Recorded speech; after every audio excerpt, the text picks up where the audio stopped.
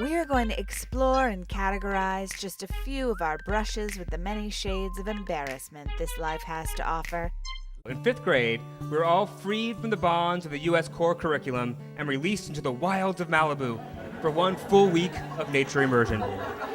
He told me he wanted our first date to be something special and asked if I would like to go bungee jumping off a bridge just outside Manhattan with some people he had met online through Craigslist. Outdoor ed included talks from park rangers, bird watching, leaf collecting, and gratuitous lanyard making. A large, muscular, bald man pranced over to greet us. Morris introduced us to his assistant, Thomas, a professional modern dancer. Surprisingly, in 5th grade, my inability to hit a baseball and propensity to cry weren't considered assets. We walked around the corner, and that's when I realized where we were. Given this precarious social situation, I really could have done without peeing all over myself. My stomach was in knots because I knew soon it would be my turn to bungee jump off the Manhattan Bridge. When I woke, sitting in an uncomfortably damp and unforgettable biology lesson of my own making, my mind raced with panic. I turned to Andre and opened my mouth to say, "This."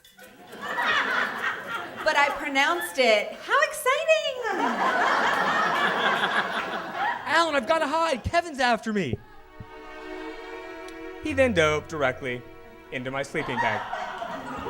I didn't know much about breaking the law, but it seemed to me that hanging out for hours at the scene of a crime could result in jail time, which may be why prostitutes don't cuddle. What the hell was he doing in there? Was it really already dry? Maybe, but still, it had to smell. Around 4:30 a.m., I desperately needed to pee. As I started to relieve myself, I heard the hum of the nearby generator. Now my new biggest fear was that I'd pee on it and be electrocuted through my vagina.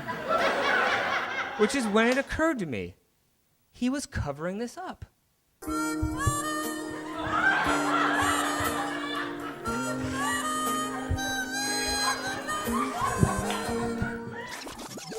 Then Greg leapt from the bag, screaming, "Oh my God, Alan peed in his sleeping bag!" Pointed my arms down, leaned forward, and then I belly flopped into the sky. Our counselor was the coolest guy at camp, Randy. He hadn't signed up to play peacemaker in some urine-themed reenactment of Lord of the Flies. For the rest of my life, when asked the age-old question, "Well, if everyone else jumped off a bridge, would you?"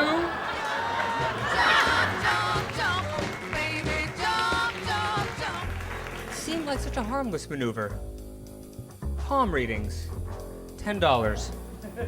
I was a recent college graduate, and had just spent the better part of my afternoon emptying trash cans. $10 seemed a small price to pay for a little, "Wow, you will marry your soulmate. You are lucky." I did not plan on hearing that I was cursed.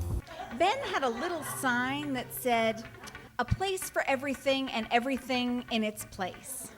But he kept it in a filing cabinet, in a folder marked witty signage. But she told me she had a relative on hand who would do my reading for half price. Her relative was a 12-year-old girl. Not normally the go-to demographic for reassurance. Ben bravely chose to break his routine and go away for a long weekend. I decided to get back to my roots. I was free, so free I need not wear clothing. I tore off my Banana Republic casual separates and let them fall where they may. She spoke. "Do you have enemies?" "I don't have enemies. I have people who feel sorry for me. Mostly, my friends just write on me when I'm passed out." Then I thought of one last rule I could break. I could smoke inside. I wasn't even a smoker. "Well, someone has put a curse on you." This kid was 12. I was expecting something more like, "I see your future. I see your future run. Run, future, run." When I took my final drag, sputtered a little, and then put out my smoke. That's when I noticed more smoke. I have to burn a candle for you. For this, there is only a $50 charge. I sauntered inside and called a friend in Chico, California. It sounds like a fire, She said. This kid was actually going for a 1,000% upsell. That is just unprofessional, even for a 12-year-old. We hung up and I called 911. There's a reason McDonald's never asks, would you like a 12-year Tawny Port with that? I wondered if before he arrested me for calling in a false alarm, he'd let me change out of my Juicy Couture sweatsuit into something a little more Rikers Island ready. Believe it or not, this is where the story gets embarrassing. I gave her the $50.